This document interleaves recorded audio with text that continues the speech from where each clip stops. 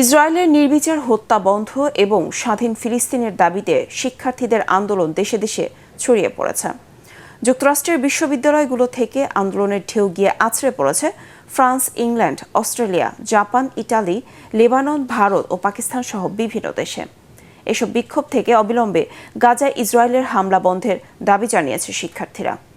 আসিফুর রহমান সাগরের desk report. একমাত্র Walton AC দিচ্ছে 1 বছরের রিপ্লেসমেন্ট গ্যারান্টি এবং কম্প্রেসরের 10 বছরের গ্যারান্টি।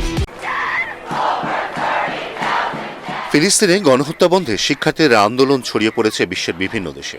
যুক্তরাষ্ট্রের বিভিন্ন বিশ্ববিদ্যালয় ও কলেজ ক্যাম্পাস থেকে ইসরায়েলের যুদ্ধবিরোধী বিক্ষোভকারীদের হঠাতে যে দমনপীড়ন চালানো হচ্ছে সেটাও তাদের প্রতিবাদে সামিল হতে উৎসাহিত করছে বলে জানিয়েছেন বিক্ষোভকারীরা। ফিলিস্তিনের জনগণের প্রতি সংহতি জানিয়ে ফ্রান্সের কয়েকটি বিশ্ববিদ্যালয়ের শিক্ষার্থীদের বিক্ষোভ চলছে। এসব বিক্ষোভ থেকে অবিলম্বে গাজায় ইসরায়েলের হামলা বন্ধের দাবি জানানো হয়েছে। ফ্রান্সের নামকরা বিশ্ববিদ্যালয় প্যারিসের সায়েন্সেস পো বিশ্ববিদ্যালয়ের শিক্ষার্থীরা গাজায় গণহত্যা বন্ধ এবং ইসরায়েলকে বর্জনের আহ্বান জানিয়ে বিক্ষোভ করছেন। প্যারিসের সরবন বিশ্ববিদ্যালয়ে যুদ্ধবিরোধী বিক্ষোভ চলছে। ইসরায়েলকে অস্ত্র দেয়া বন্ধ করতে হবে। যে অস্ত্র নিরস্ত্র মানুষকে হত্যা করে, ইসরায়েলকে সে অস্ত্র সরবরাহ যে কোনো উপায়ে বন্ধ করতেই আমাদের এই আন্দোলন।